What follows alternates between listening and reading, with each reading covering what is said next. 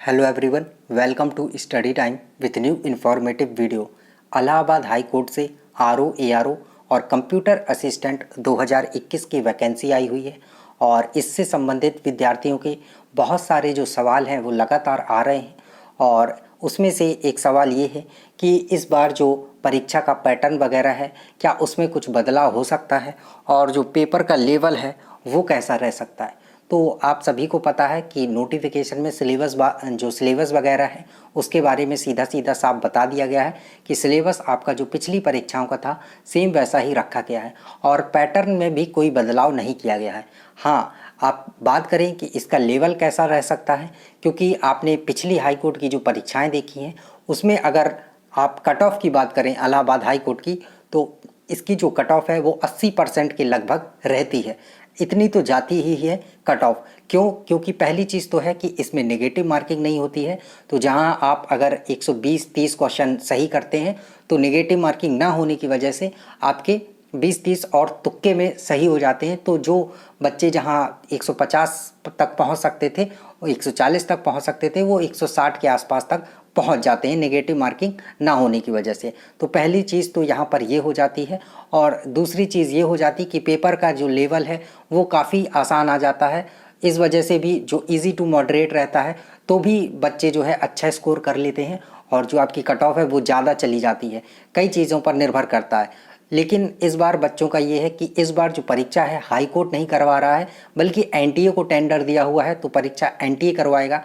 तो क्या इस बार जो ये परीक्षा है इसका लेवल हार्ड रह सकता है?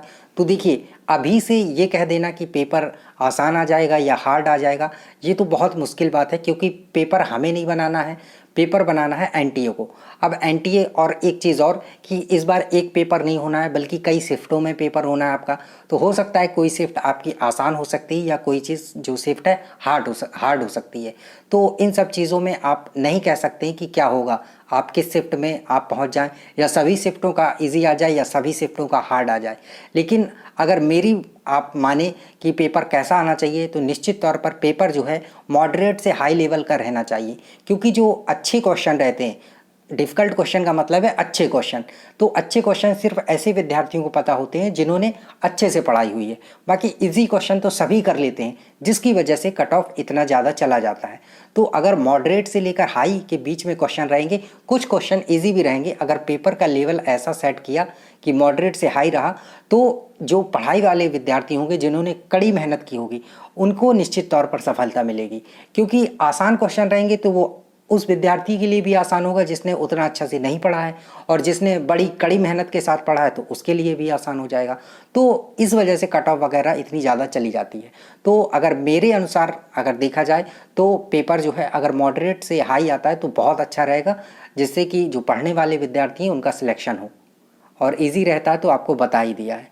तो पेपर का लेवल कैसा भी आए, आप अपनी तैयारी को मजबूत रखिए, ठीक है। और अगर ये पेपर ऐसा आता है मॉडरेट से हाई तो कट ऑफ पर भी लगाम लगेगा और कट ऑफ भी जो है कम जाने की संभावना रहेगी।